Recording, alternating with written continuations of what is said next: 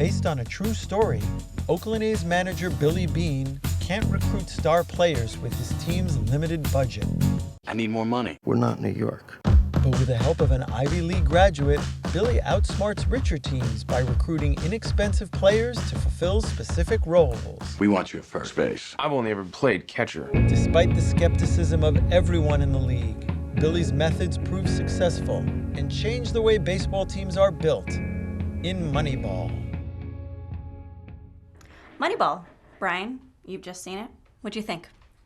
Well, I think it works in a myriad of different ways, but let's start with the basics. It's a monumentally entertaining sports movie that operates in a way that sort of gives you all the things that you would expect from the genre, but still gives you something fresh and new that we haven't really seen before. It's a screenplay written by Steve Zallian and Aaron Sorkin that's really well structured, and also offers a compelling main character that I think we haven't really seen before either. The main character, Billy Beane, as played by Brad Pitt, has an interesting backstory. He's a troubled former baseball player that didn't make it in the big leagues. So now he's a general manager for the Oakland Athletics, and he's sort of trying to find a way to make his team successful in a way that he wasn't successful when he was a past player. The performances in the film, I think, are uniformly great.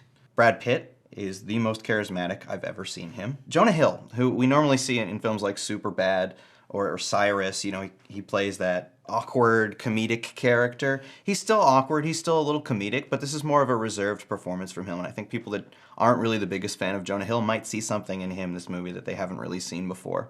Seymour Hoffman, he's great in pretty much every movie that he ever does, and he has kind of a smaller role in this movie as the Oakland Athletics coach.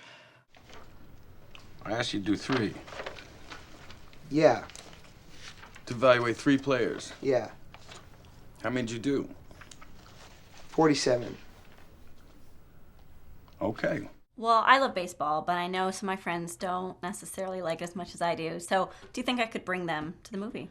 Absolutely. You know, I'm a big baseball fan, so I might be a little bit biased on this one, but I think the story is compelling enough that it could reach to any audience. The thing that I think works the most in this movie is what's going on underneath the surface. You have these really powerful themes that I think resonate with what's going on in our financial circuit right now. There's this really big discrepancy between big market teams and small market teams, so much so that the small market teams have a lot of trouble competing against those bigger markets. I feel like Billy Beane sort of represents that sort of middle-class hero, a character who's trying to figure out a way to operate in a financial system that's completely broken. And I think that's one of the reasons why this movie could really resonate with people, because I think we can all see a little bit of ourselves in Billy Beane's character. The book on which it's based, Moneyball, is a stat geek wet dream. And yet the trailer, it looks a lot like Major League 4. Where does the movie fit in between those two poles? Well, I can promise you it's not Major League 4. I think it's definitely more towards the geekier side of things. It does spend a lot of time focusing on the stats. And I think, you know, people who are really interested in fantasy baseball or, you know, focusing on how many home runs so-and-so hit in a particular year, they're going to eat this up. All right, well, why don't I just take this thing to a vote? So Moneyball isn't just your average sports movie. It's something far greater, and I think it's one of the best movies of the year. So I say see it. Well, I want to see it now. Cheers. Cheers, guys.